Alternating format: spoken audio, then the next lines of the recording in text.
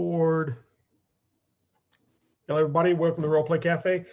Dale here today with Derik and Jory, and we're going to run through Derik's actual. You've never played role-playing games before, right? At all? Not really. I mean, just like very, very informally on the fly. I played a couple of games at a like a summer school program, but it was just, messing around, and, I always thought it was cool, but I never dived into it. I had a lot of friends that did, though. Yeah. So yeah, I just kind of watched from a distance, Yeah, back in the day, it was you had to be there, and it becomes hard to meet people at a certain location, certain times. So this online stuff really fits the bill, as far as being able to do it a little bit more often. All right, we're going to start into. Nobody's made any characters yet. This is how this game is played. It's literally off the cuff. We make the characters. I've got a list of random seeds that we will roll, and that will be the resistance you meet, or the happenings in the world, so to speak. You'll come up. So I don't even know what you're going to face. Okay, none of this is pre-planned, so it's without a net. I don't even know what characters you're going to pick, and that's what we're going to address right now. Have you thought much about what you want to play in this? As far as character-wise? Yeah. Yeah, I did have some ideas for a character I think I could build around. Yeah, just kind of develop sort of like a backstory, Okay, that's cool. And just kind of help me like, well, okay, this character, like, sort of what kind of decisions would this person make, their motivation. Yeah. So yeah. That's cool. But yeah, do you want me to?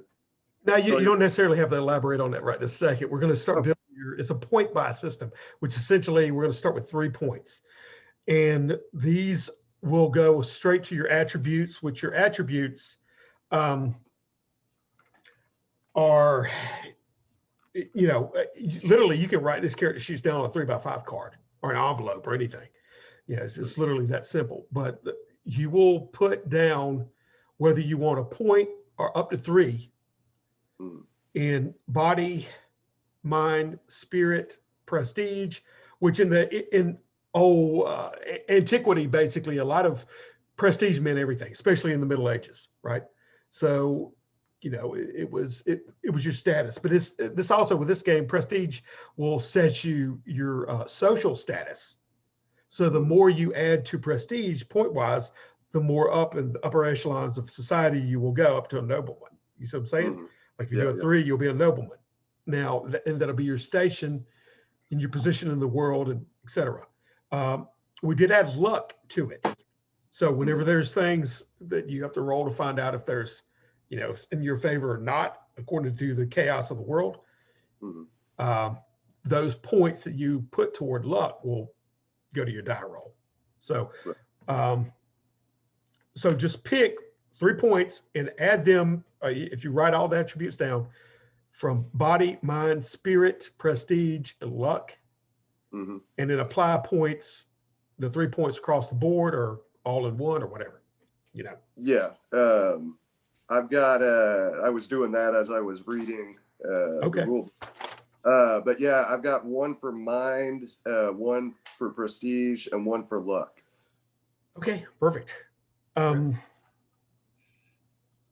Now your mind, prestige, and luck. All right. There's going to be some. Let me find this correctly here. Okay. If you write inventory, or did you get as far as inventory and health and combat? No, I'm not there. Okay.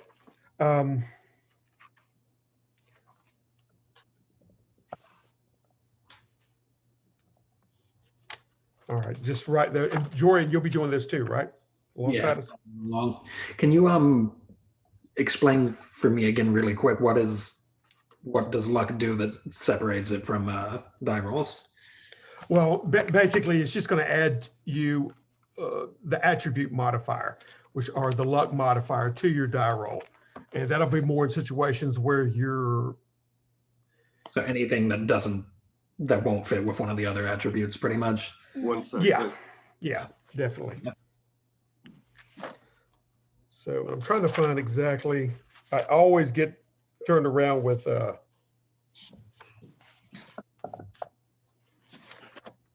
Sorry, my cat was trying to beef jerky. Oh yeah, our cat brought in what, three lizards today or something? It goes today, yeah. Yeah. Bring one in, bat it around, and go back out and get another. All right, inventory rating is your body plus 4. All right, to max out at 8. So basically, if you got 0 in body, it's just 4. And there's 4 slots that you can add to your inventory. Your combat rating.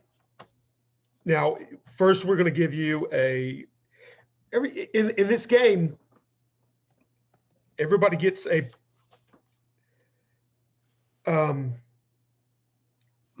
weapon, a shield. Let me see exactly here. Poor grade melee weapon and 1 poor grade set of armor, poor grade shield, or bow. Basically, some kind of a melee weapon with armor, a bow.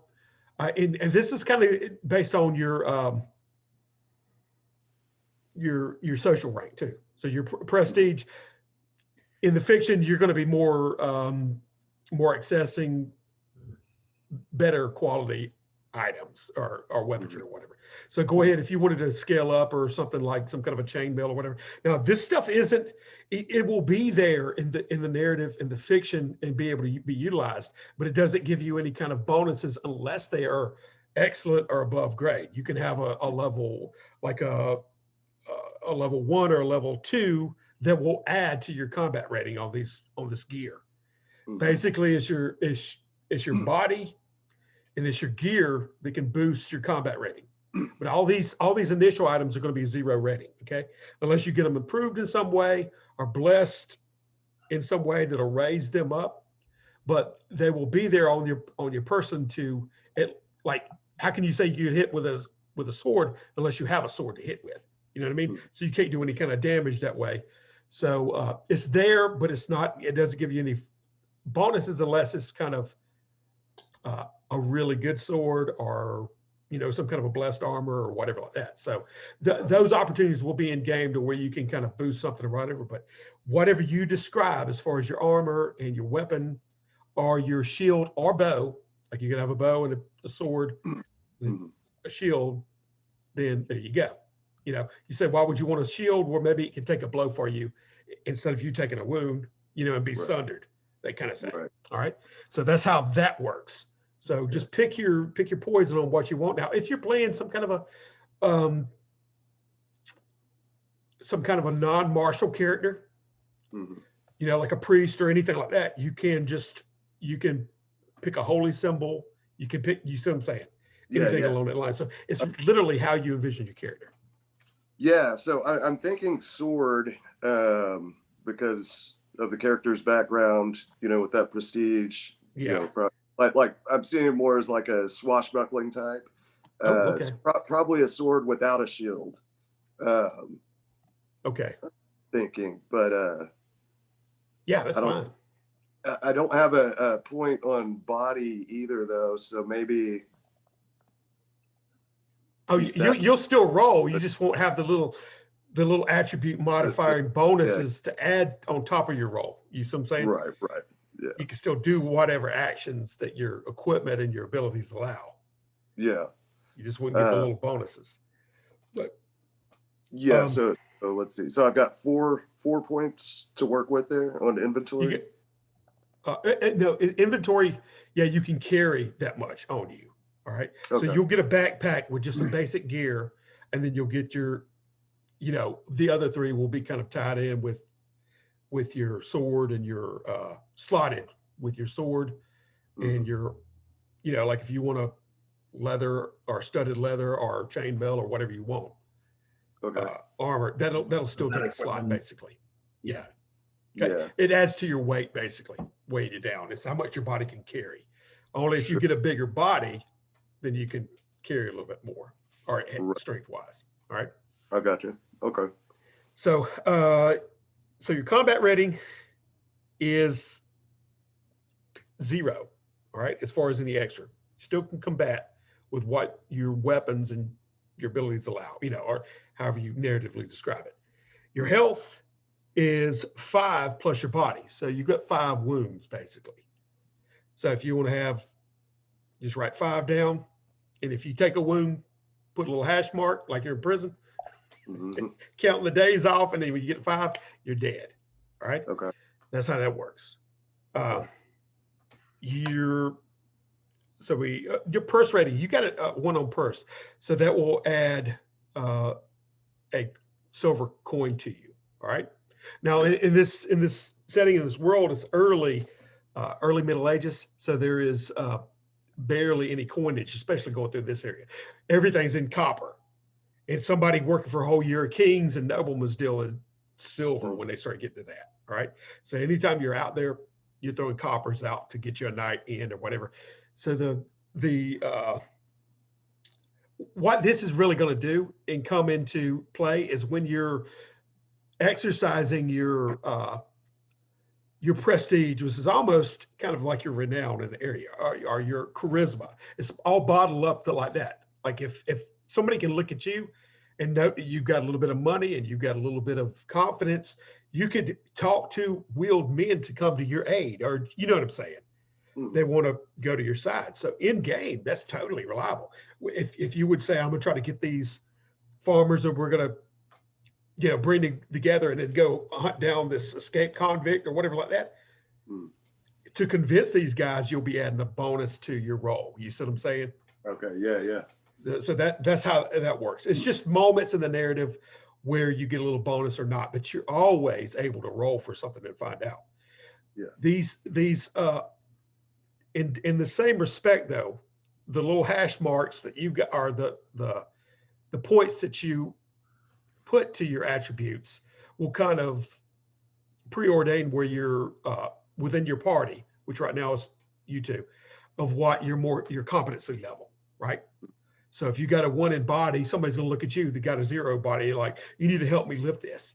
If you got a 1 in mind and they ain't got squat, they're like, what do you think we should do here? You know what I mean? It's from your character's point of view. Right. So, people just kind of default to you in those instances. Right. So, but aside from all that, we got the inventory rating down, which is a 4 plus your body. Body 0 is 4. Your combat rating is your body and your gear, which if you ain't got any of that, it's still 0. Your health rating is 5 plus your body. You got nothing on body, then you're a 5. And Jory, you filling out your character too? Yeah. Okay. Spirit, I know I'm kind of going over some of this, but some people may watch this and say, how do you initially set up these characters? Because y'all probably read this in the book somewhere. But I mean, the spirit, anytime you deal with either the supernatural, the occult, your faith, belief, healing, anything inside the realm that can be justified like that, you'll get those extra bonus. And if you have a point, people will look at you, even in a narrative fiction, for answers. You see what I'm saying? Going down the road and you got that, they're gonna be like, what do we do here? So who you are as a character affects how other NPCs, non-player characters, look at you in the world, as well as how you affect the world. Okay. Sure. Aside from that, I'm sick of hearing my own voice right now. Mhm. A lot of this game, I say that because a lot of this game is you guys going at it, right? This is not where I'm telling you everything that's happening, and then you tell me like, oh, I get to choose from here, here, and here, so I'm going to do this, right? This is you guys in the world. Now, we're going to start in Dredgewater, which is a lowly little hamlet, a little village owned by Baron Washburn. It's on his lands. And it is in this land that is totally bogged down, mire, mud, filth, caking your boots, and everywhere you go, inside there. Very little coin goes through this area, and it's more like a crossroads and a transit on the better ways. And that's where, when you start this game, that's where everybody finds themselves either transitioning through or from. All right. Now, what characters, what characters are you? How do you see yourself? And y'all can go ahead and fill in your, fill in your details on that real quickly here. Okay. You gonna start or? You start, Jory? Yeah, go for it. No, I mean, do you want to start, Jory? You can tell us. I'm still kind of piecing together who my character is right now. So, Okay. Yeah, you're going to play off of him is what he's got in mind, I guess. yeah, that's what I'll do. Okay. So yeah, I kind of got a little deep into this. It's just the writing aspect of it, like, Yeah. I goes crazy. But so my character is do you want me to tell you about the character, or am I like in character? Like, No, you could just tell me, give me some general, the general summarization of your character so I can know where to throw you in the story. You're going to quantum leap into this dude, and I need to know from a point of start. Okay, sure, yeah. So his name is Duncan Malloy, and his story, or at least what he claims his story is that he was the son of a nobleman. He was in line to inherit the rule, but he never really had a taste for the pampered life of nobility. He was always the black sheep, a little rough around the edges. And he didn't really want this job, but he was bracing for it. He's like, well, I'll resign myself to that, and I will. Sorry, someone's walking by outside. Like, and you're like, what's he talking about? Anyway, but he resigned himself to, yeah, I'll take the throne and I'll do a better job than these other people I see out here, somewhat conscientious or whatever, but just didn't want to do it. Well, his brother, who's way more ambitious and ruthless than he is, kind of orchestrated him being disgraced and ousted, like exiled. So now, eventually, he'll go back and take back, his throne, his rule or whatever. But just whenever he's good and ready, because right now he wants to experience life outside of that cage, and just like live around authentic people. But at the same time, he's still got kind of that, turns his nose up at poor people too. He just, he's kind of a man between two worlds there. So like now, like he survives mainly not really by working, but playing, cards, darts, whatever, and taverns, just drifting and grifting. And, that's how he ends up in Dredgewater.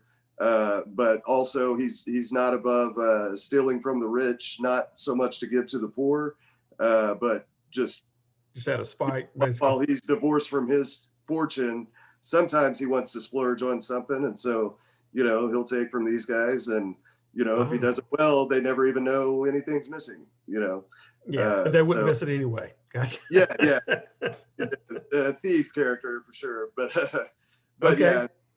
his sword is one, I think, family, heirloom, something he did get away with whenever he had to, leave his home or whatever.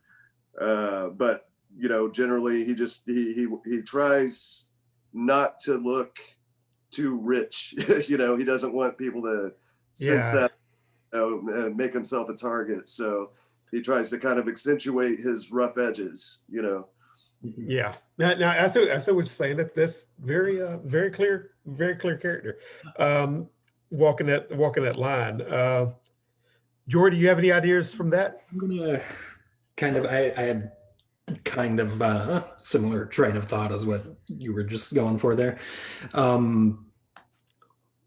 Adjusting a little bit, I'm going to be playing a man named Elias Arenell. Write that in the name.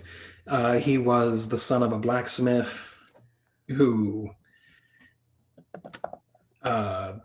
suffered from Taran of Pradane syndrome. He always fantasized about leaving this poor, peasant's life to go live, a life of fame and glory and adventure. So at one point, he actually stole a sword that his father was working on, a particularly decorative sword, so he could go and run and have his adventures. What he didn't realize, though, was that the sword was just decorative. It wasn't any kind of use in combat. So he had not a lot of luck for a little while until he came across. He happened across a couple of villagers that needed help. It looked like they were being shaken down. So he came up with this magnificent looking sword and scared away the attackers, the brigands, and decided to kind of take that direction with it. Even if he's no good at combat, he was going to present himself as like a brand, as this, shining hero that goes around and kind of. So he's going around trying to build up a reputation with the common folk as something greater, even if he can't be noble by birth. So Okay, this is interesting. It sounds like you two were made from different worlds. Like we want what the other. crossroads of destiny. He's trying to describe that what you actually are as far as the nobility, and you're trying to go in the reverse area. Yeah, y'all meet in the middle. That's great. Yeah, that's good.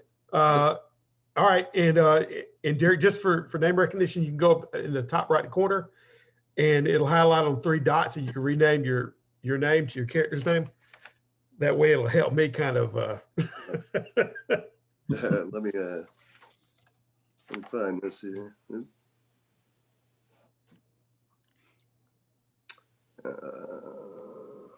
There it is. Okay.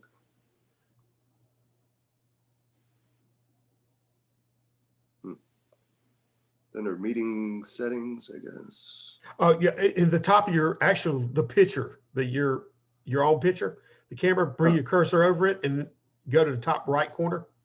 Yeah, I think I found it. And click on it, and then it'll say rename.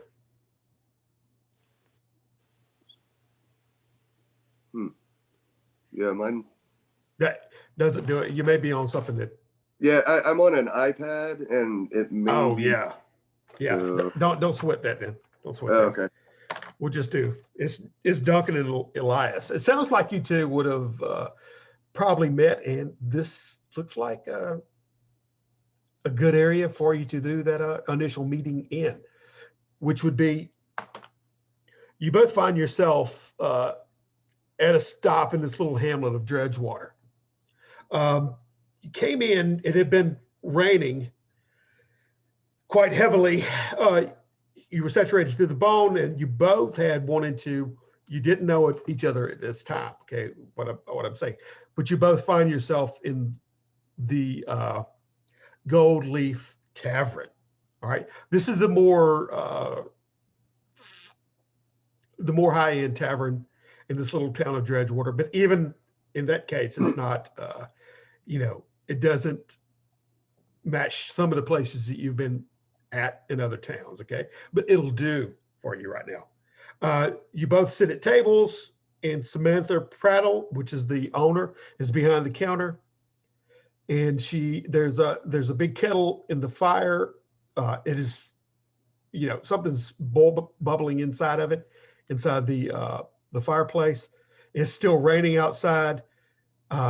You've both been in there for however long, an hour or two.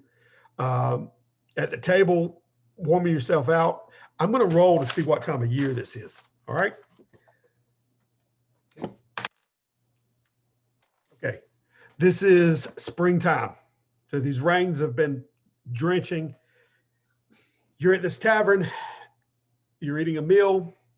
You've got Elle in front of you. She's behind a counter. You two are the only ones there at the moment. All right. I'm sorry to force your hand, but that's where we're going to pick up right now. She's humming a little tune. and she walks over by the fire, and she takes a stir, and then she stirred a little bit, and then she brings out a label and tastes it, and then dumps it back in the pot and turns around and goes to cleaning the other tables, which is kind of odd since nobody's in there and they're not dressed. She's doing busy work. All right, go ahead. Expecting someone? Pretty empty. Just the usual. It's this time of year, I would expect more travelers coming through, but it's been a hard year for everyone, I think, and the festivals.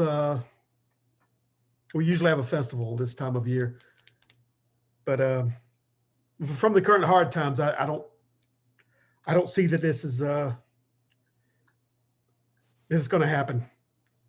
And then anyway, she busily rakes it. She seems a little bit under duress about the loss of funds or whatever. Like you see that there's really hasn't been a lot of traffic in here at all. So this festival, it brings in a lot of money. It brings in enough to keep me running. This poor town, without it, I would have to close doors. I do have the competition from the Blackleaf Inn down the road, if you want to call it competition. But Jules, he runs a respectable place for the place he runs and his clientele, and she kind of snickers to herself. Respectable place, huh? Yeah, I can see that. So what exactly would it take to make this festival happen?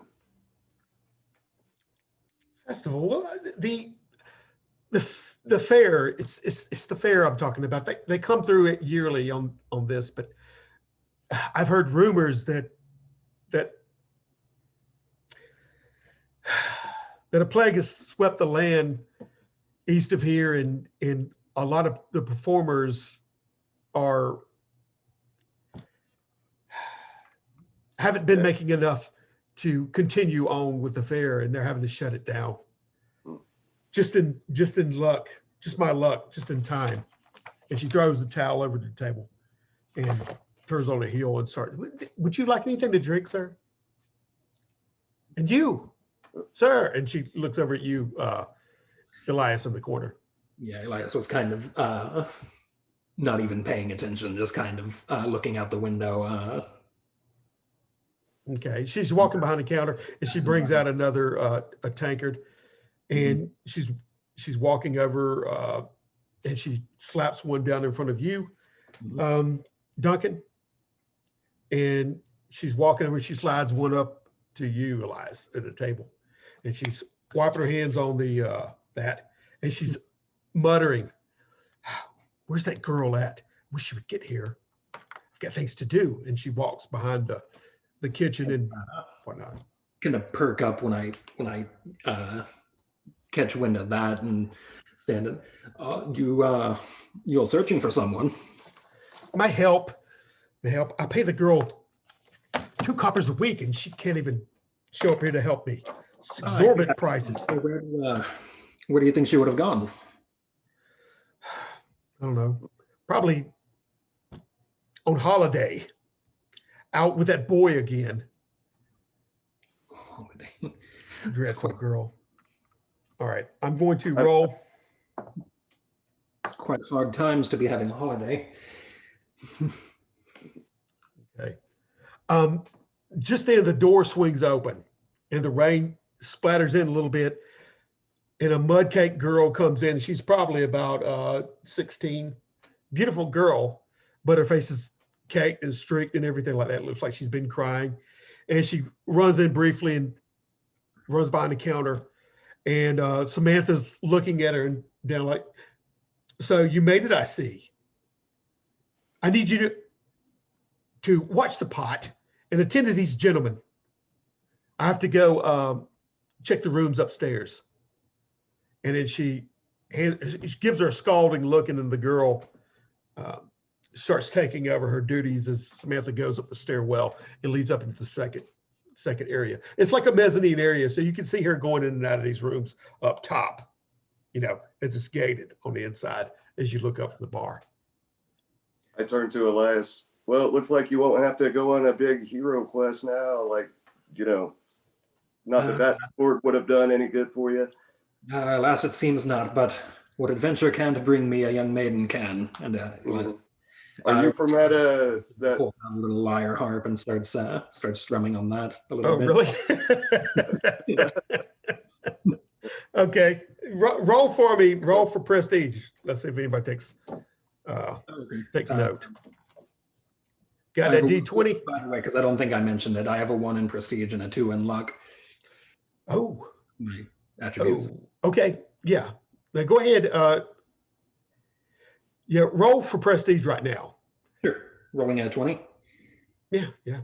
Okay. That's a nat 1. Oh. Okay. She looks at you. She looks up from the bar. She tends, and she smiles, and then she sees your face, and then she goes back and starts doing her work, and your pans clattering back there, and she's messing around in the little kitchen area in the back. All right. Now, the music to you, Duncan, seems very horrendous. You know what I mean? It's like an ear screeching, like that kind of thing. As he's going and plugging, trying to play this lyre, his ineptitude is showing through. You know, fumble fingers. Blissfully unaware. All right. The rain seems to be abating outside. You can hear it last where it was thundering on this little thatched roof. And so sometimes during dinner, a mouse had fallen through and hit the floor and scampered away. And you'll notice bugs and little dead remnants and holes of locusts and everything floating down from top. From the top down to the floor. It's just like, you know, raining or whatever like that. So yeah, you have to at times have to make sure that you're covered up, you're covering up your plate, whatever like that, because those spackles will hit here and there across the floor. When that rat hit, it ran behind the counter and everything like that. And the girl, you hear her screech for a second, hit the floor with the pan a couple of times and back up. Now, the rain is abating, like I said, and this is evening time, but it looks like it's, you see the girl over there and the fire's died down. She's been trying to stoke it up and keep, she turns around and asked either of you, any more soup before I put this away? I think I'm good. I'm fine for now. Okay. She seems a little gruff and whatever, especially since your heart playing. You're not still playing that lyre, are you? No, I've given up on that. Okay. Yeah. Okay. All right, you pack it back in there. She gets back around the corner. Were you gentlemen staying for the night? I'd love nothing more than to go and get through this town as quickly as possible, but I don't know if the rain's gonna let me do that. So we got nice rooms up top. And she glances up there and she sees Samantha come out and go into another room and shut the door. You know, she's obviously been in there tidying up the rooms for you too. And she comes out and she wipes her hands down on her apron and she starts coming down the stairway. I've got your gentlemen's rooms made. And then she's walking behind the counter. That'll be a copper piece, please.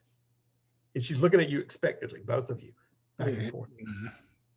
Dig out the piece from my coin purse and kind of toss it over to her. And I was hoping for grander audiences. I wonder what's befallen this town. Was there are you one of the minstrels with the fair? Mm-hmm. I can be, yeah, for the right price. I'm not I don't paying. know. I've heard you're playing, and For the right price. Tomatoes, yeah. that big sword than you are music. Okay, you hand her. She greedily grabs the coin, scrapes it across, and dumps it in her purse. And she looks over at Duncan expectantly. And you too, sir. I have your room ready. I reach into my coin purse and I flip her a coin. It's the silver one. No, you can't do you can't do that. That's like a year's wages there. No. I look at it and she looks at me in shock, and I tell her, put that towards your festival and your livelihood. Oh. Well, we'll say you bequeath her with a goodly amount of. Yeah. But yeah, the silver coin is more in like it's more of a weight of how much you carry. Yeah. It's like credit, I toss her a copper. Yeah, maybe a couple of copper make her eyes bug out. Yeah, I toss her two. She does it and she starts bowing and whatever. I'm just trying to shake things up, and nothing's gonna. She looks at the girl and Maria, show the gentleman his room, and then she scoots the girl past her or whatever like that, and can I get something for you, sir? Do you have any baggage? And she's looking around you, and she's wanting to lead you upstairs, to the room. So you guys go up there and stay the night. Okay. You get there. They're very nice rooms. I mean, it sure beats sleeping on the road, which you had to do preceding nights. You know what I mean? Trying to find a dry patch of ground, especially around here, is hard to do. So anyway, as you lay there in the night, you drift off to sleep.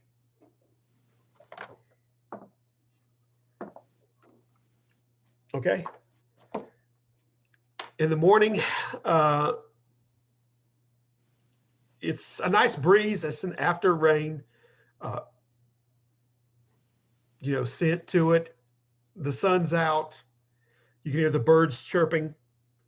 There's no rain outside. It looks to be the dawning of a new day, and it's breaking clean.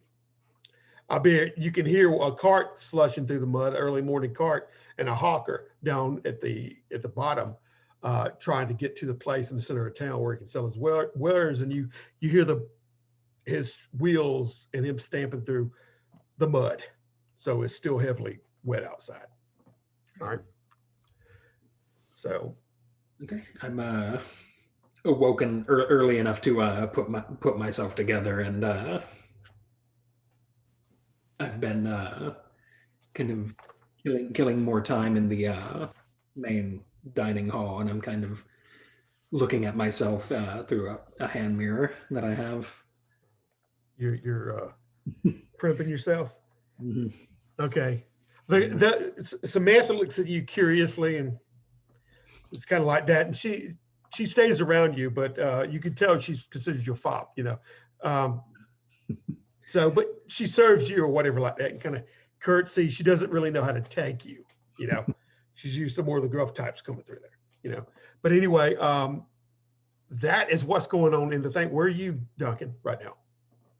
I just waking up, stepping out of my room, make sure I've got all my personal effects on me, and come downstairs, and I walk to the front door, look outside, take a deep breath, just kind of think about my next move, and decide to walk over to the bar and have a drink while I think about it. Little hair of the dog. Samantha is very attentive to you, okay? Where she do side glances to Elias over there, but she's very attentive to you. That extra copper bought you a lot of special attention. So she's wondering if you was all right, how you slept, if she can get you anything, do you need anything to drink, whatever, you know what I mean? And she's full of information. If you need to know anybody in town or what you might need, where are you heading, asking you questions. Sure. So yeah, I'll pour me up another ale, and it's early in the morning, sir. And she giggles.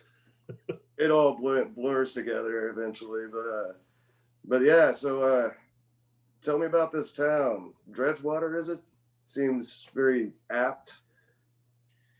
It's a shite hole of a town, but we do what we may, and I try to provide at least some accommodations for those who go through here, such as yourself, to at least have a good night's stay. and rest before they travel on.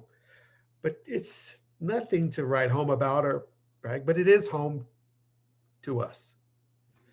Baron Washburn, it's on his land. He's north of town, and yeah, he's north of Dredgewater proper in his mansion north of town.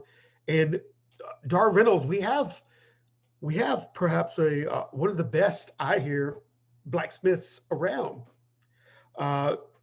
He's not that far away when you go into town. Yeah, we are at the green.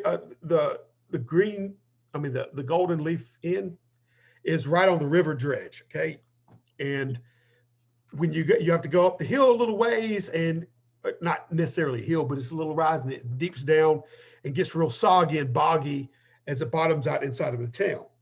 All right. I don't guess you've been there yet. From this, we'll say you haven't. When you cross the river, the old man, hold on, got his name. There's the old man, you didn't catch it either. There's an old man that had a pole arm, and he provided a ferry across the river dredge and across to his little boathouse, and y'all disembarked and made your way to the inn, which is right down the river. But she gestures toward this. She's a lot of hand motions over there. But yeah, if you go down in the center of town, and she's talking hyper to you, Duncan. If you go to the center of town, there's Dar Reynolds' place to your right, and to the north is Baron Washburn's. And if you need any spiritual healings, the Church of the One is a little bit past there, past east of town. There's also, as I mentioned last night, there's Jules. He runs the Blackleaf Inn in town, but it's not the best of accommodations. The sheriff, he's sketchy. I shouldn't say too much, but Basil Danforth is his name. He's the reeve of this area. He keeps things pretty well in town, but out of town up north, if you go up north, there's a lot of ruffians and outlaws that lie in the wood there and wait. So I would be careful if I was heading that way, if I were you. To the east is fertile plains and other townships as you head that way. I'm assuming y'all came in from the west, so you know that area already. Which basically what you did is it was a long thing. There was another little town that you had went through about a full day's march west of there before you got to the river and crossed it. But it was about typically as pitiful as this town. All right. So you know that right now you're in Baron Washford's land. And she goes, and south of here is the Baron von Mort. He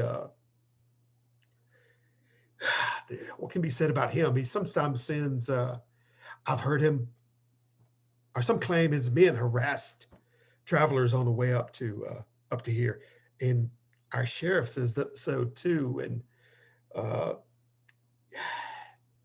he encroaches on the land, and he's a scoundrel, it seems.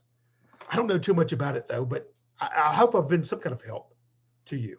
And please, if you need to stay another night or anything, I can have a bed ready for you, like that. And him over there, is that your friend? And she points toward Elias.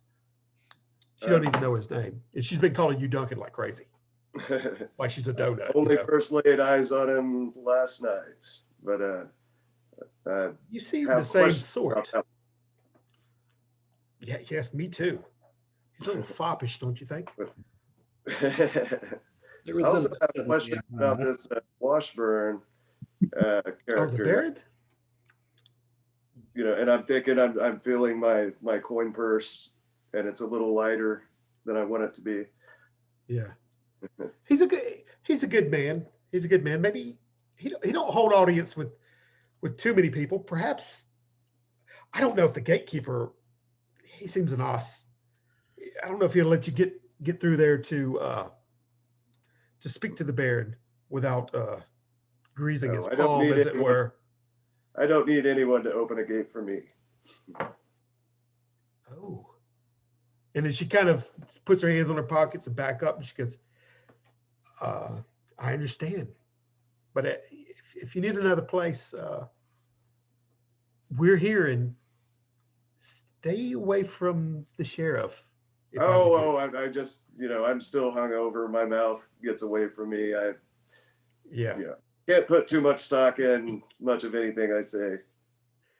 But another ale, please. Okay. She backs up and she bobs her head. She goes back and gets another ale. And Then I need to cut myself off. It's too early. yeah, and then she puts it down and almost like she's focused on you, and then it's like in a second, like as a reminder to herself that she still has a business operation. She looks around and you, sir, looking at Elias over there in the corner. I've Do you need put my anything? gun away at this point, and I'm trying to make a show of polishing my sword. Okay. She looks at it and then her eyebrows raise a little bit and looks back at Duncan to see if he's noticing. And if you are, she'll give you a little look like that. That sure is a big sword. It's pretty fancy. Looks like the kind I've seen hanging on walls. Bet you could do a lot of damage with that. A grand sword for a grand man as myself. Mm-hmm. Yeah, I may not have much chance to use it here. Mm-hmm. Let me see your hands. Come on, let me see your hands. Palms up. Thumbs up. Yeah. Do you comply? Take a big movement of sheathing the sword and like standing from the bar stool at the same time. And what? Mm-hmm. A nobleman indeed. No time his hands are like a newborn. I turn and really, okay. I might be moving on from here, and I start out the door. And what do you have planned for the day, sir? I wouldn't mind having a guide around here with that kind of armament. I can pay handsomely. You could. The mention of pay kind of catches my ear. I turn back. What exactly do you need? Do you need guardianship of? Well, we can discuss that on the way. Lead the way. I have nothing better to do right now, anyhow. Okay, so you both exit into. When you open the door, you see that that cart that you had heard earlier, Jory, and you see it off in the distance going over the little rise heading toward the town, since you overheard what Samantha was telling Duncan. And Duncan, you would recognize that. You see that little telling of that cart, and it's nothing but mud ruts all the way going there. Thick with mud. It's washed up on the baseboards. And thankfully, there's a threshold keeping the mud at bay because it's like cake when you step out into it, all right? And it's still wet, but the sun is out. It's baking. The heat's rising a little bit, even more unseasonably, though it's summer or spring rather. All right, but the birds are out and whatever like that, and there's not a cloud in the sky. So, and to the west, to the left of you, as the Scully faces the door faces north, you see right down the little hill, you see the river dredge. And that old man that had carted you across there with or ferried you across basically on the raft. All right. So he's still halfway there, and he's a very old man, but he's taking that pole and sticking it in there and going like that. And his wife, you see her, you had heard her before, she sticks her head out.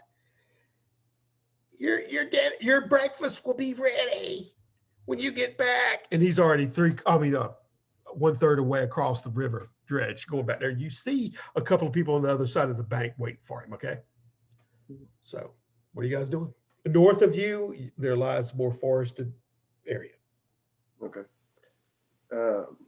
Well, I'm thinking we check out the town. I kind of want to get a look at the sheriff if I can, from a distance if possible, but just kind of want to check out the town square area. Yeah. Okay. and get a glimpse at Washburn's place too. You know, just while we're passing by. Yeah. Okay. You go, you travel, hit the rise, and you look down into it. It's not some kind of a beautiful vista. It looks like a mud hole down there, and you see brown and thatch. Now there is a lot of the buildings.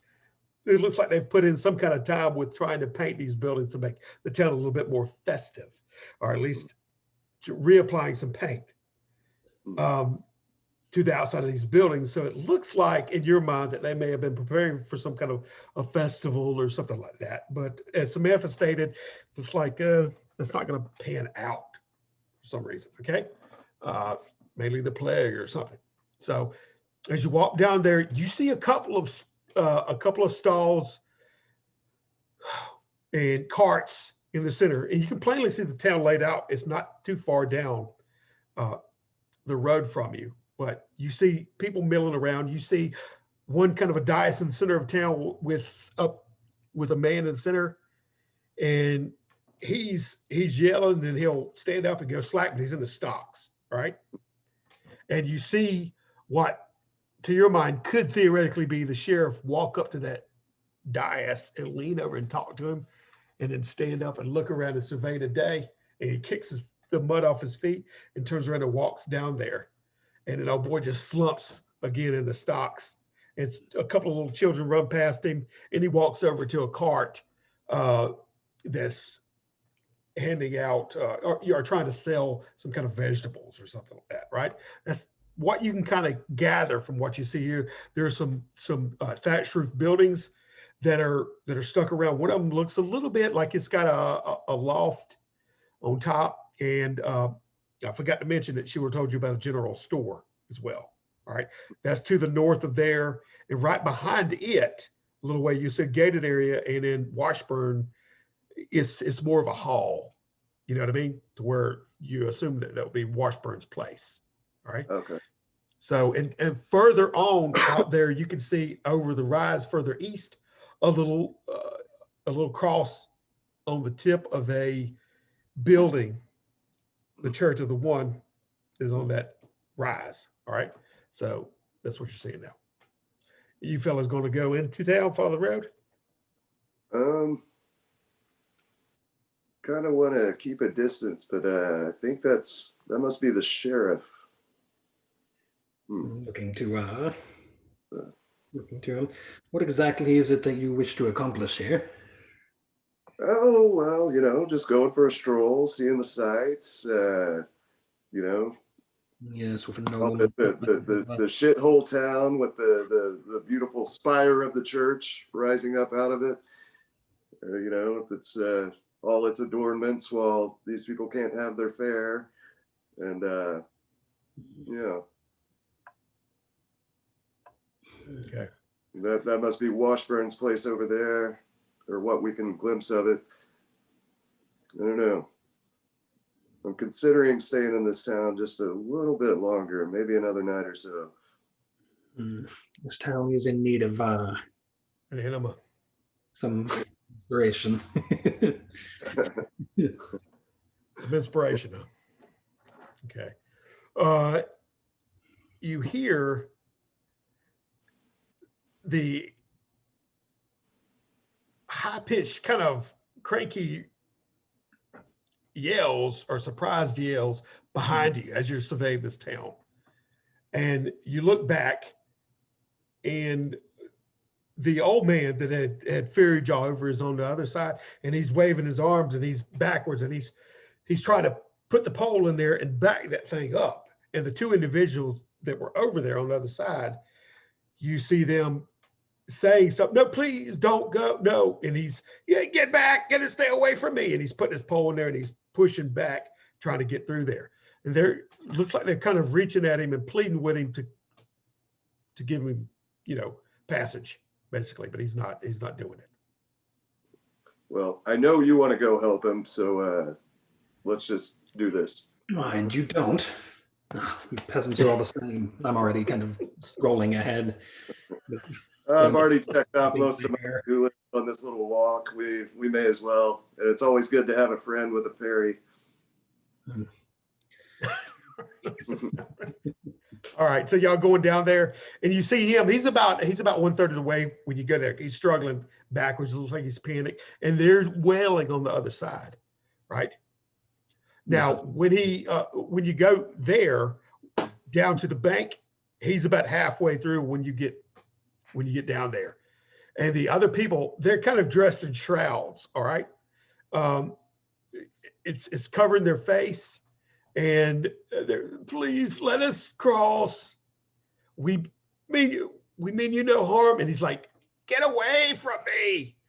Take your infection elsewhere. And he's pushing and bringing his thing back. Okay. Yeah. I'm you don't understand. Rushing down and trying to wave him down at the other bank. Okay. Well, he's too focused on what he's trying to do, but he does turn around, and he's polling at the area he's going to. Now he's far away enough from them that they're not doing that. Right. And then they're hitting their knees and they're crying and whatever like that. And no, we just need to get to the temple. All right. We need to get to the temple. So they're wailing and crying, and he's halfway across there. When you see him, Elias, and I guess Duncan, you've caught up with Elias too. Mm-hmm. He's halfway and he notices you. He goes, please, sir, help me, the old man, okay? As he's pushing apart. All right, he's pulling across. If you wait there, it's going to take you at least 10 more minutes at his rate to get across there. You've already been, traversed by him once. So if you stand there, they're still wailing and gnashing, slapping their the end of their robed, hands into the water and throwing them back up and wailing and pleading. And when he gets there, he stumbles off, and his wife is already outside. She's already joined y'all. What's going on? What's going on? Your breakfast is getting cold. And he stumbles off there, almost collapses in your hand, Elias, and drops the pole. And it looks like he's exhausted himself from going twice the speed as he normally does, get across that ferrying across the river. Oh, what has you in such a rush and such a frenzy? The plague bringers. And he's turning around, and his fingers like, them, I know it, they got the plague. And they're hearing this echo across the thing. No, you don't understand. And they keep bowing and slapping their hands into the water as it's going by, and then I bring up and roll the face like that. Town isn't totally devoid of entertainment, huh, Elias? Like a Jerry Springer show. Yeah. So they're doing that. They're just wailing or whatever. And he tries to stand up. He's stumbling on you. He's leaning on you, Elias. He's trying to reach for his wife, and she's trying to beckon him inside. I'm safe now, Martha. I'm safe. Get me inside. Get me away from the plague bringers. And she's almost like looking at him, how close did you get? Don't bring anything to me. Shut up, woman. And then she's taking him inside as he's turned, and then you hear the door slam into their little hut on that side. The water's still streaming, and they're still pleading on the other side. All right. Well, what do we do with these folks? Should we engage? There's no reaching them without taking our ferryman's craft. We need a way across. That's true. I've never seen the plague up close, though. Have you? I don't think it's something you want to see too up close, but I don't know. Is he right? Do you think they actually have the plague, or is they say they want to get to the temple? We need to get to the church, is what they're saying to you. Now they're pleading to you all of a sudden. Just bring us the ferry. What do you need to get to the church for? We've got to absolve our sins. Do you bring before the plague? We die in them. Do you bring the plague with you? The plague? No. No, we swear to you. Show us your faces. In your hands. They slap their hands in the gauze. What they look around and say, it is a sin. And then one of them starts to tear it a little bit to let him see your face. And he's holding his hand across the other one. And he stops midway. He goes, just take us there. We have to absolve our sins. And he slaps his hands. Please, before we die in them. All right. Now, you do know, or do one of you have a mind or spirituality or anything? I've got mind. Okay, we'll roll it. And it's going to be more of, give me a 16 or better.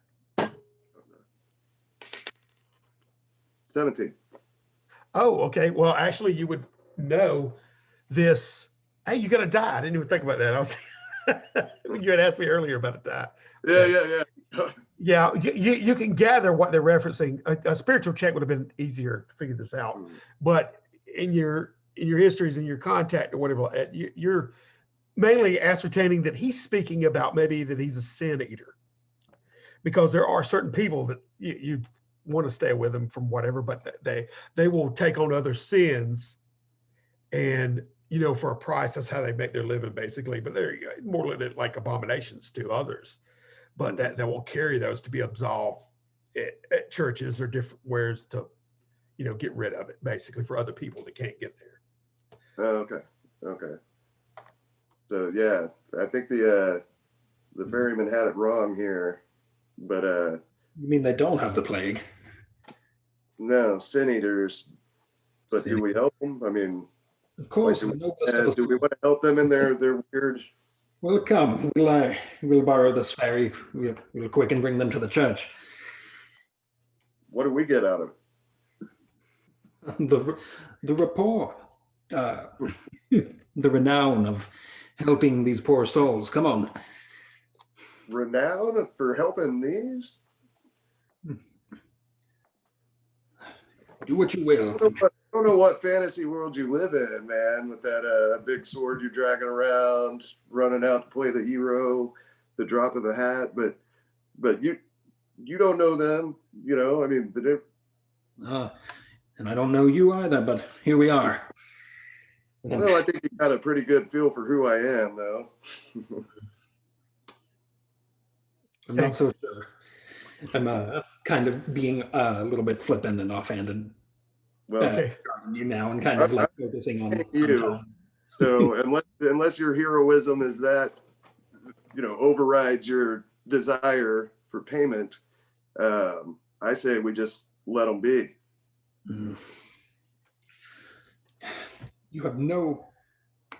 Have you no decorum? Have you no goodwill for others? Decorum it's not a good look on me. Y'all can do what you want. What else?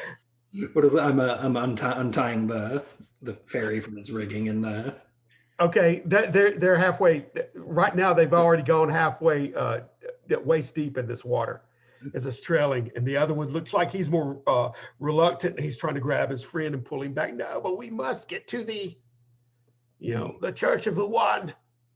That's what they're doing. All right.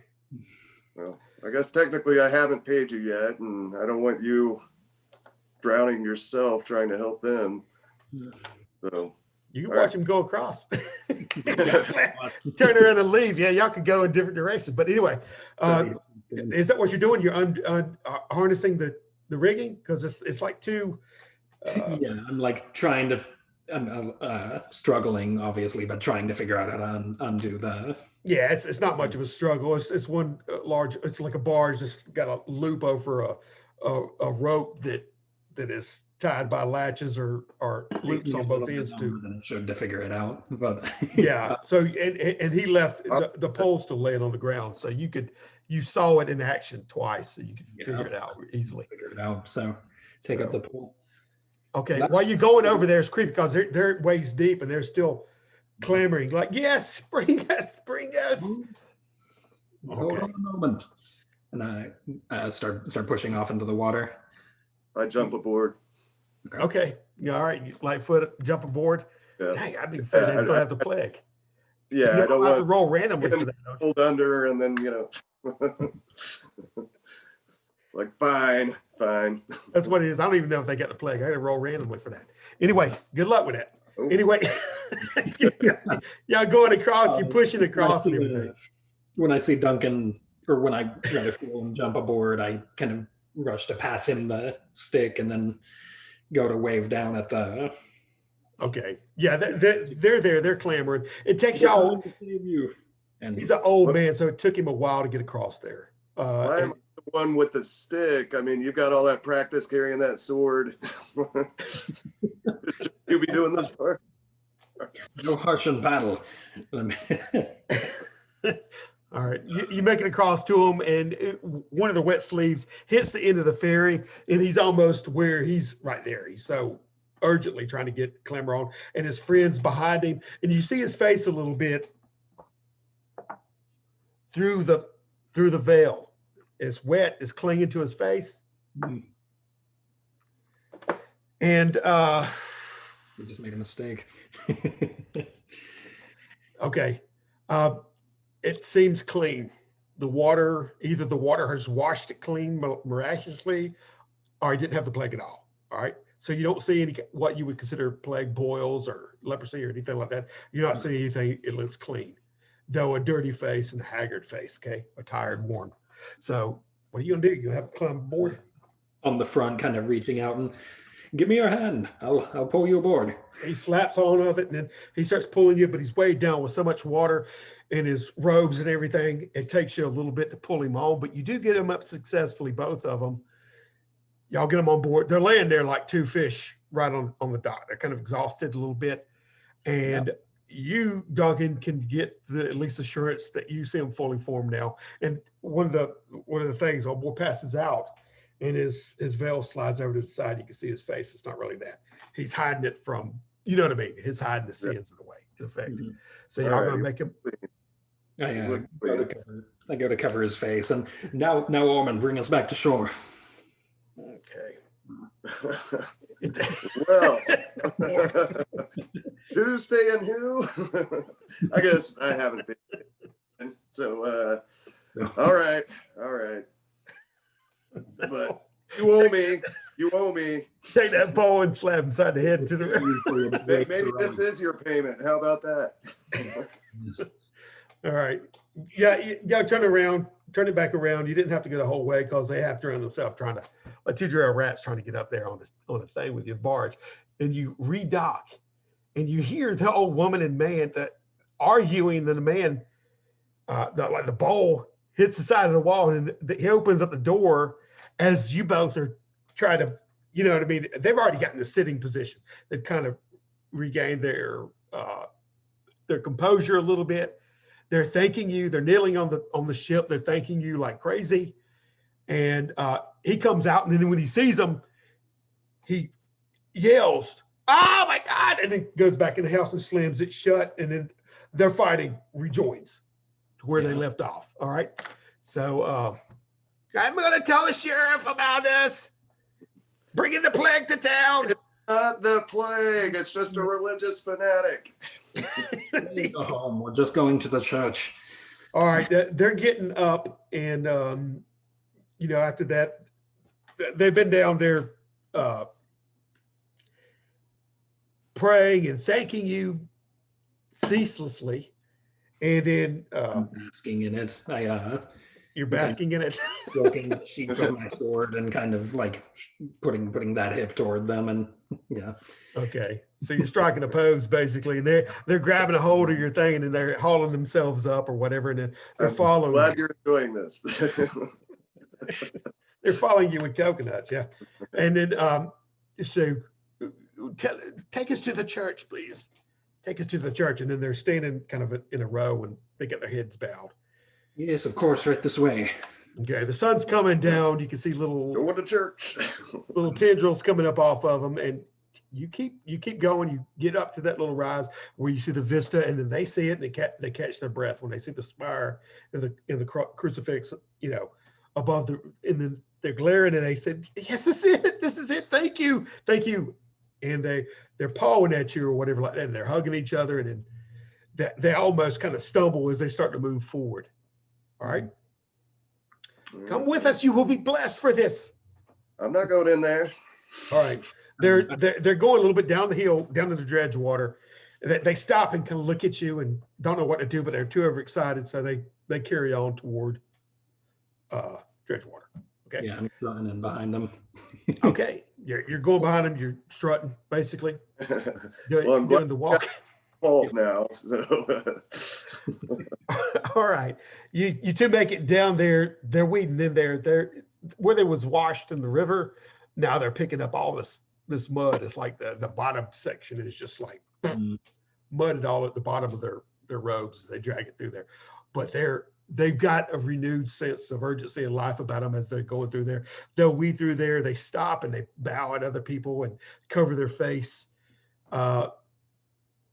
They're not directly interacting with others, but they're bowing and moving through and trying to weed their way through there. Other people, because y'all following them in a space, I reckon, but other people kind of stop and back up a little bit, kind of frozen, not knowing what to think as they pass through. All right, and they make their way through, and then you see them go off a little bit behind the building, going toward the church. All right, so y'all are about in town, and these people that have witnessed these passerbys go through there, they're looking at you now and kind of in muted silence, not knowing what to take of what just happened. And then you hear whispers around you, plague bringers. they're not with us. Yeah.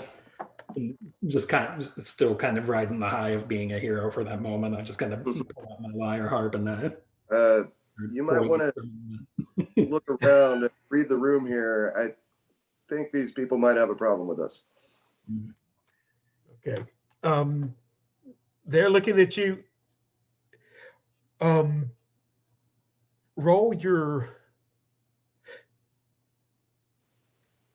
Both of you roll for prestige right now. Just roll a d6. Try to get over a 12. I got a 20. Really? Dang. Yeah, Well, man, I'm rolling today. Yeah, that's like a 20. You got one in prestige, it's 21.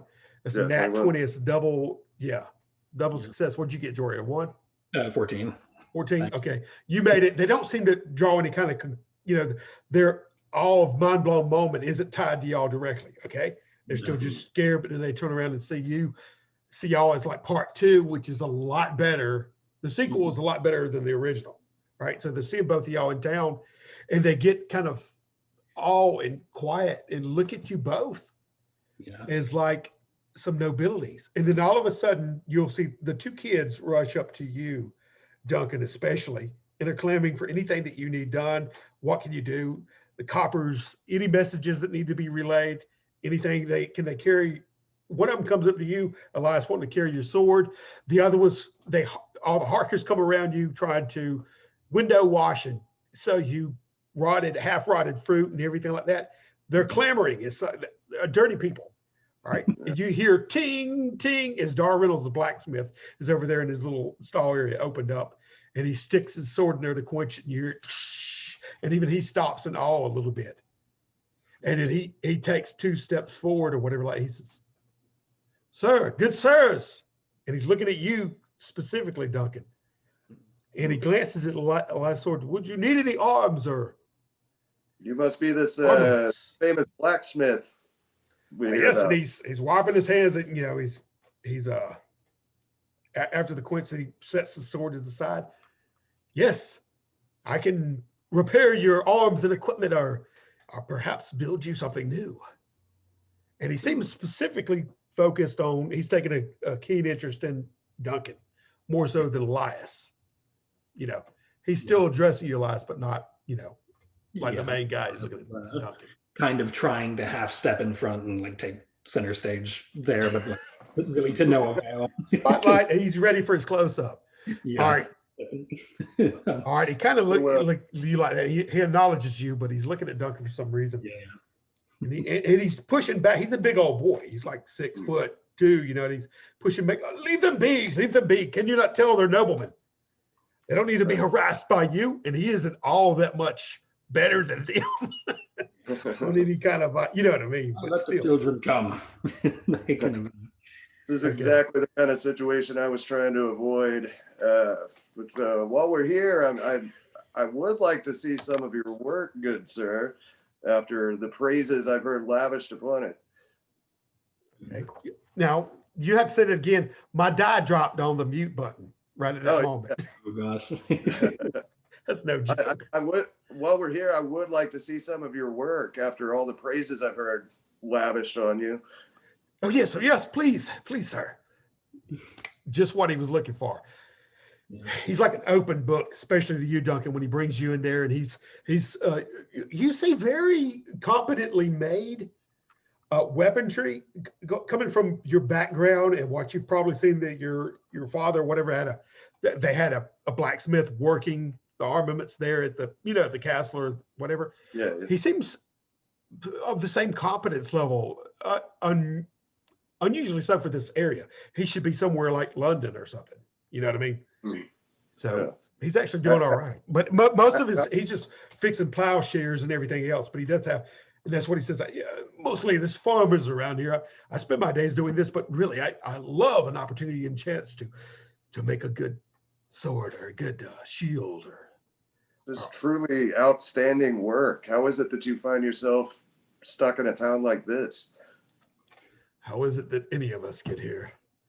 It's not by divinity.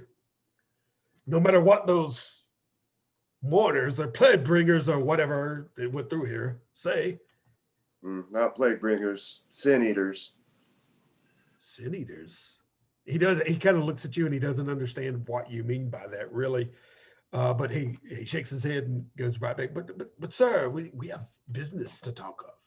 And he brings out he's showing you the array of this, and he's kind of kicking over and getting out of the way the plowshares and all the kind of farm equipment that is kind of laid around. And he's kind of taking you to the back room to show you the good stuff. You know what I mean? Right. Anyway, is there anything particular you need, sir? He looks at you. Well, I have a good sword. It's a family sword, but I don't know. I'm thinking of maybe upgrading. Upgrading. Yes. May I see it? Is it the one on your side? Yes. Okay. And I May I hand it to hold? And then he holds it and he looks down the thing and sees if it's straight, and pings it a little bit and looks for cracks. It's a good sword. Not bad quality at all, sir. But a man of your bearing, you would need something more appropriate. Not to make a remark about the sword you have. It's a fine sword, but my techniques might yield a better tool for you to wield. And your friend there, and looks at Elias. Yeah. I At can this do point, something for him too, as that decorative sword he wields is a real sword. at this point, I've given up on trying to press him. I'm kind of turning to the crowd and like showboating with the lyre harp, and You're doing that, okay? Okay. Well, perhaps he is of no interest to that, but you, sir. And he brings out, he shows you some swords or anything. Now, how you would want to do this? Yeah. Is, What?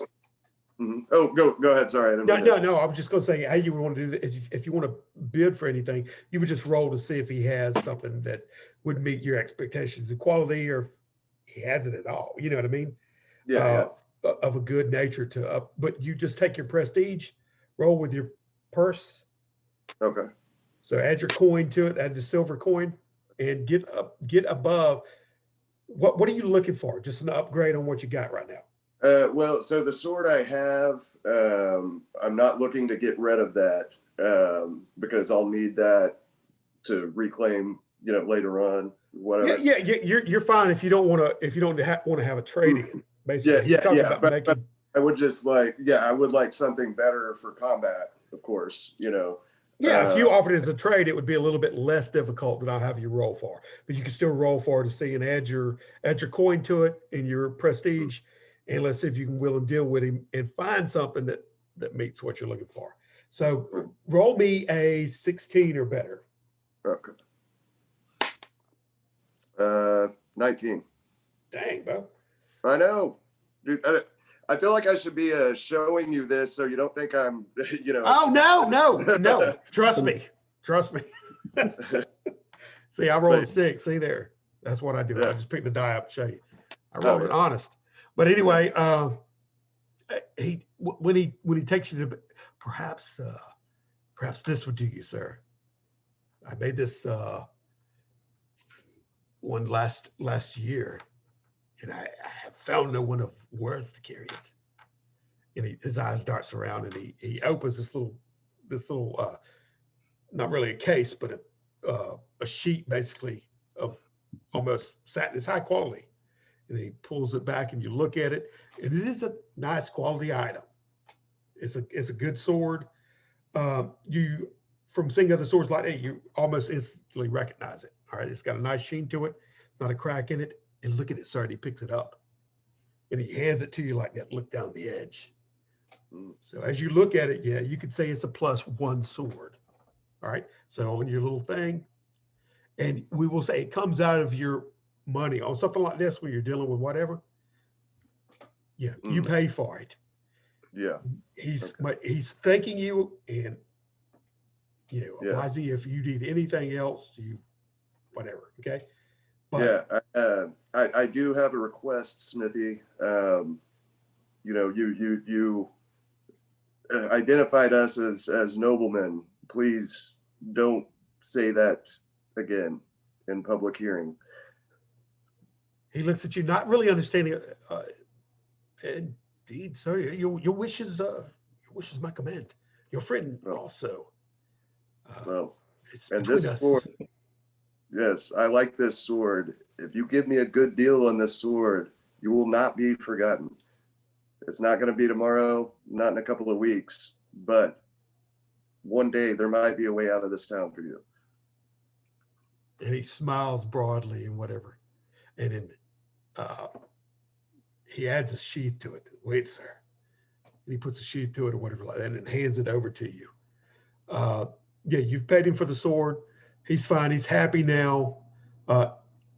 He bids you good day and hopes to see you again soon, and the whole 9 yards. Enjoy your stay here in our town or whatever. And then he brushes off the little kids as they're trying to clamber. He walks outside. Have you, Elias, been performing for these munchkins or whatever outside, and the people, the townsfolk? For anybody that's willing to hear. Okay, well, roll me a dice. Okay, roll me a prestige. All right. Okay. 17. Dang, you good, because I had 14 in mind. So you did that. And for some reason, Duncan, when you exit this place, you've heard the music, but it hadn't really been screeching on you. You've been in dialogue with Dar Reynolds. It's been almost like elevator music. And then when you come out, the music's kind of like full blown, and you see these kids dancing around, and the people kind of clapping their hands and having a little hoedown outside. Not really, but you know what I'm saying? That they're good, and they're kind of entranced by this guy. For the first time, the music isn't really horrendous. You don't know if it was because it was in an enclosed area or just your mood, but right now with the sun out and the birds chirping and this lute and harp, and you just snagged this +1 sword, and oh boys, yeah, the world seems right with you. All right, Jorian, you can add a little bit more coppers, I'll let you say, have been kind of thrown at you. Weirdly enough, all right? So you got a little pool of them in your cap. All right, you sit down, and not that many, let's say 4 more have been thrown, which is a freaking lot, all right? Now, the majority of the town is out there, and you recognize the sheriff. What would be the sheriff? The Reeve is standing out there too. And he's kind of looking down, and he's a pretty big man, but he's looking down, and he's bobbing his head a little bit. So everybody's kind of joyously involved. Even the people, there's doors open on some of the shops, and they're kind of coming out, and the people that were working the stalls or whatever are kind of massing around the area around your newfound friend Elias as he goes, and they're laughing and joyous. And when Elias, you finish your tune, everybody hooray and whatever like that. So they're really happy. You stop to pick up your coinage, and then that's when you, Dar, come up and y'all meet again, as it were. Yeah. Well, looks like they got their festival, huh? Yes, the start of it anyway. Yeah. Yeah. You might be more useful than I thought. All right. Yeah, they're still clamoring, and that roll sucked. All right. The day is good. The Sin Eaters have gone over the ledge.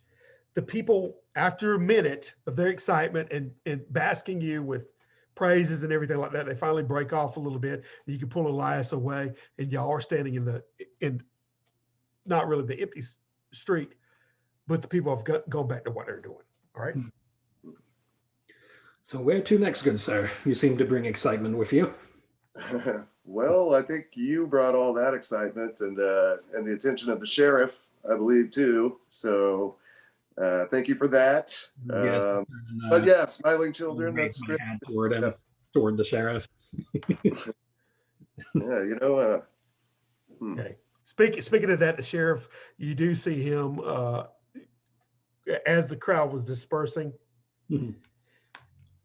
He was standing there, and then he walks up to you and he says, "Sir, fine entertainment. Where do you hail from?" And he's speaking to you, Elias. And he nods at you, Duncan. I'd be thanking you, sir. I come from House Arnell. House Arnell. I've never heard of such a place, but I don't get around all that much. Neither have But I. places, people do come through. What did you say, sir? And he looks at you, Duncan. Oh, nothing. Nothing. I hope you're enjoying your stay. I would suggest that you, do you plan to stay long? Oh, no, it's already been longer than I planned. Where are you heading to? Where does this road lead? And you're pointing west? Mhm. Okay. Well, the church is yonder, and then the Coswell, the town of Coswell is further east of here. Then Coswell. That's where I'm thinking. Right, Elias? Coswell. Yes. Well, if you ever pass through here again, please stop by and say hello. And he looks at you, Elias. We could use some entertainment around here to brighten things up. We expected the fair to come yearly to stop through here, and as you can see, we were preparing for it, but it looks to be that word of the plague is Yes, it's a to stop the disappointment traveling to on the fair. only have my meager entertainment for your town. Meager, don't be so modest, sir. You are a performer to be reconciled with. Yeah, and he claps you, and he laughs heartily, and he slaps his hand back together, or whatever. Well, good day to you, sir. I have things to do. And he turns on his heel and stalks through the mud. And he's working back to that dais where that poor man who was actually doing a little bit of a jig when y'all were not really, but you know what I mean. He at least woke up, and you could tell it brightened his countenance got a little bit lighter whenever Elias was playing right there. But now he sees the sheriff coming back, and he just kind of slumps in it again. All right, as the sheriff goes by there to belittle and taunt him as he's tied up. So what are you fellas doing? It's always good to be on the sheriff's good side, unlike that guy. Yes. Wonder what his story is. Well, he's there if you want to ask him, but Okay. All right. You there? Tell me what's up. Are you heading out of town to go to Coswell, or? So it's east to Coswell then, eh? Well, no, that's just what I told the sheriff. I mean, we could do whatever. So we have more business here in town then. I like to think so. Yeah. Now, as far as you, Duncan, this town is, like I said, the Gold Leaf Inn was the high point of the town. The hall that you see, the Baron or whatever, you can tell he's a very modest kingship of the area, but it's not a rich land, other than the soil may be from all the years to come from all the murkiness. But right now you see a bunch of like up and down the river, there's some people with fishing up and down the river. It seems to be some of that going on. There's the people that had came in to sell some crops that were out of the farm area that could be, when he noted, to the east of you a little bit, right? They came in to sell, but in your travels, in your experience, there's not any kind of money to be had here. Yeah. Even picking pockets. Yeah. I mean, this is a poor town. It's sorry. Got low battery thing popping up here. Oh, I'm at 5%. We should probably wrap up soon. Okay. We could do that. I will say that if we stay on here for a little bit longer, I can weave in something because I wanted to show you for the thing. All right. So if you, where do y'all want to go right now? Okay. Let's figure that out. We could go on to Coswell. As far as, I don't know, kind of starting to take a little shine to this town. You know, the people don't seem quite as bad as I maybe expected. And you know, I don't know, maybe your music got me in a good mood too, you know. Yes, I'd love to stay around here longer and have the villagers remember my name for longer than a week. So here's the thing though, I did promise you payment, and that was kind of contingent on me getting paid, and this might change things a little bit. As you said earlier, your payment was assisting me with those, what do you call them, sin eaters? Oh, well, then we're square. Okay, perfect. Square. All I'll ever need right here, and I kind of brush my fingers along my harp strings and kind of do a half bow. And well, you know, I wonder if the Gold Leaf Inn would offer a residency for a musician who could bring more people through those doors, give them the festival that they were pretty sad about not having this year. You make an excellent point, sir. I mean, shall we? Well, what do you say? I mean, go make you a star. You know, I'm your manager. Yeah. Okay. Y'all heading back to the Gold Leaf, right? Yeah. Okay. It's pretty non-eventful when you come up over the rise. You still hear off in the distance the old couple, you know, going at it inside the riverboat house, a little bit of stone's throw away from the Gold Leaf. When you get back in there, you see mud cake tracks on the floorboard, which is not any kind of thing, but heavy mud cake tracks in a bunch of them where she had cleaned that place off.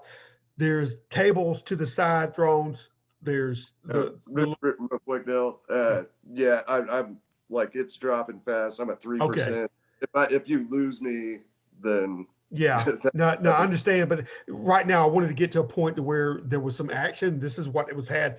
It was a role that I needed to fold in there. All right. Okay. So what you see is the tables are falling over. The tankards are there. You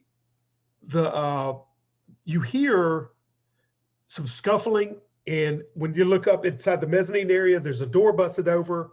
There you hear the high-pitched screams of Samantha in there. You see tracks of at least anywhere from 2 to 3 men that are interlaced, big footprints that are upstairs, and you hear in one of the rooms the door's open. All right, so there's some struggling. My maiden, I kind of perk up at the opportunity and break out into sprint, and like hand on like the pommel of my sword and dash into the place. Okay, when you're going upstairs, when you go upstairs, the only way to get up there, boom, boom, boom, boom, boom. You hear, what's that? You get the door, Grievous. And then there's a big old boy that and she's screaming. It looks like she's being muffled too. All right. And he comes out of that bedroom window in the mezzanine and looks out and sees you. He goes, Joseph, we've got company. And then you hear a slap, and then the woman goes silent. All right. You're down on the bottom, Duncan, and you see your friend Elias running up there, and he's pulling out his decorative sword in the length, and he's rounding the corner of the mezzanine to go run straight down there. I'm assuming you do it, right? Now, oh boy is out, and then Joseph, he's out of the doorway, and Joseph is bumping out to the side, and he's trying to redo his pantaloons. All right. Mhm. So you could draw really easy that they're trying to rape the girl. You're on this I'm mezzanine. running up behind him with my new sword, eager to give it a whirl. Okay. All right. Now, what are you doing, Elias? He's out in the front. I'm meeting what's his name, Grievous, at the top of the Okay. top of the stairs. Grievous is a big old boy. He looks like they're both farm hands, basically. All right. Yeah. Well, Now- I kind of stop at the top step and like half draw the sword, and 3 of us here and a dozen more on the way. Are you All sure? right. Roll. Yeah, roll for luck, actually. All right. Okay. My luck is at +2. Yeah, just roll. That is 14 + 2.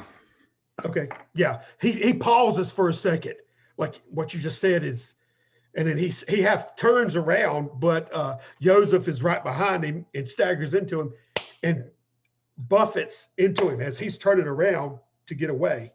Now you got a backside hit on him, Elias. You're close enough on that, but they're kind of tangled. A boy's got his hands on his pants, the other was turning around bumping into him, and you hear a third guy come out of the room. So you're seeing 3 Yeah. from your position. I'm gonna go to heel kick the 2 of them that are tangled up, and then Okay, roll. like while like trying to like back down the stairs again at the same. Well, I mean, you're at the top on the mezzanine on the landing right now.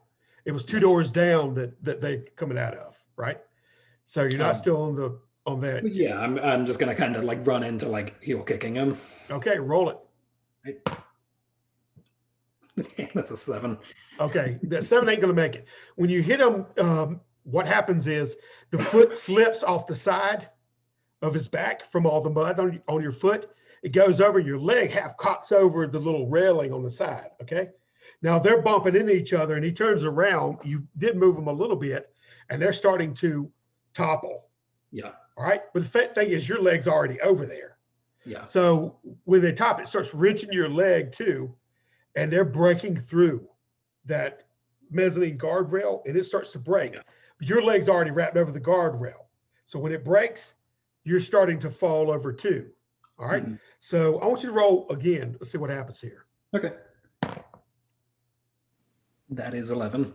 Okay. Now, Duncan, you're running up the stairs too. So- yeah, I'm up there already, and I'm close enough where I can run up and kind of grab his leg or arm. Okay. We'll make a roll for it. All right. All right. Use body if you got it. All right. I don't. 11. 11. Okay. You don't really get a hold of him. It's like you was going to get him, and then he kicks, he slips, he slides a little bit. You miss grabbing, and then his leg slips off, goes over the rail, and then those guys, because they ran into each other, and all 3 of their force of their weight just start to topple, and that you hear that crack, and that beam breaks on the railing, and you just watch them kind of go off of that rail in slow motion. The guy on the other side of those 2 that just came out of that room, he's looking at him like that. He's still got his pants off totally. So he's without pants, and he's looking at him like that. And he's going, "What's happening here?" And then they're breaking off, and you're falling with them in mass, Jorian, right down. All right. Now, Do I take a hit for that? yeah, Or- when you land, they land in a big thump. All right. So you take a wound, and the other guys, boom, boom, take 1 too, because y'all hit the counter and then roll off and hit the floor. And Duncan, you're there with the other guy. Momentarily, he's like looking at it too, the same way you were. All right. So what do you want to do? It's going to take you a second to get up, Elias. Yeah, I watch all that madness, and I see the guy over there, and I know I've seen enough to know what kind of person this is. Yeah. I charge him with my new sword, and You gonna pick stick picking? catching him with yes, with All his right. hand, Roll literally. it. Roll it and get at least 11. 11 again. Okay. Well, heck, that's good. All right. You do. And where he was looking down like that with his pants still off, totally unawares, and describe what you're doing to him as your sword runs to him. Sure. I take my sword and I don't quite get him in the junk, just right above it, and just bury it, and then like He stops for a little bit. His eyes get wide. He looks down. He gets faint, and he's holding his hands, and his blood's sleeping through his fingers like that around his junk, and he's like that. He looks at you, and then he just turns and falls backwards over the railing. He does a flip, and his lands right beside him. The sickening thump as you, Elias, are entangled in this body down there. What are you doing? I'm gonna try to get up faster than the others if I can. Yeah. Yeah, roll it and just get above a 10. All right. All right. Use your body if you got it. That's 15. Okay, 15. You manage to swing your leg out and get on top of this mass of bodies. The other one hits the thing, and you're standing there. What are you doing now? I'm pulling my sword out and kind of holding it near, like close enough to both of their heads where they both can see it. Like okay. Yeah. When they turn around and they get a thing, they're laying there. One of them's holding their back, and they're looking up at you, and you're standing on top of them. Mm-hmm. As you got them at bay. Now, Duncan, back up at you. When you're there, you're right beside the door, because when you plug into the left, out your peripheral, you see the girl laying off the thatch little bed, mm-hmm. and half thing like that, and half of her blouse is off and ripped, and she's bruised all up in her face and down her legs. They've obviously manhandled her a lot, you know what I mean? And her skirt and everything's torn up halfway, and you recognize it as Samantha. All right, a little stream of blood's coming out of the side of her mouth. So I go over and I wrap a blanket around her and I ask her, who were those men? All right, she's totally out. She's unconscious. When he slapped her, he slapped the crap out of her. You know what I mean? Right. Yeah, forgot the unconscious part. But yeah, I go over there and cover her up, and then check her pulse and make sure she's okay. She is. I want you to roll above a 7. Okay. On luck. 1. 1. Okay, you're checking her pulse, but you don't feel any kind of a pulse. All right. Okay. And when you open her eyes, if you do, whatever, her eyes are rolled back in her head, and you can tell that when you lift her up, it's a lifeless body, and she's laying there. They've obviously, she's bleeding from, everywhere. Her mouth is bruised up, and that's what happened. All right, Elias, you stand above on top of this mass of bodies. You were able to get your thing, and you've got the sword pointed at them, and they turn around and look at you, frightened, and their friend has just landed right beside them, and they hear the death rattle sigh coming out of him, and you're standing above him, and that's where we'll fade to black to catch Derik before his thing goes off. And for sure. All right, you got that. So anyway, this was fun. I like this. Good time. Yeah, that too. Sorry, I'm the rookie, kind of learning things. No, you're fantastic. You're fantastic. That's it. I had to work. I was rolling those things. I rolled the plague initially, and the sin eater was the next one, and then the outlaws. You know what I mean? Some kind of just bad characters. Your thing with Dar Reynolds, because you got a 20, and that's the ironic part is you got noticed and you didn't want to be noticed. You see what I'm saying? Yeah. But you got a sword out of it. He is the complete opposite, but also he's like the more like. Maybe you can pivot around him while everybody's giving him. He can be the distraction you need while you're ripping pockets. In the crowd, you can win around there and be picking pockets. But it's also like his music that brought us back here to actually, in a situation where he could be a hero, even though Samantha's dead now. But yeah, I like the way all the pieces play together. The dice will tell you the truth. I just had to fix in where would outlaws be. I knew wherever y'all go, it has to be somewhere dropped in there, and that was the place for it. But like you said, the die tells you the truth. She's a part of the world, but in y'all's game, she's no more. So anyway, no, good game. I appreciate you playing with us. It's a nice little test run. And anyway, I'll go ahead and stop the recording now. Oh, it looks like we lost him. All right. Y'all take care. Bye-bye.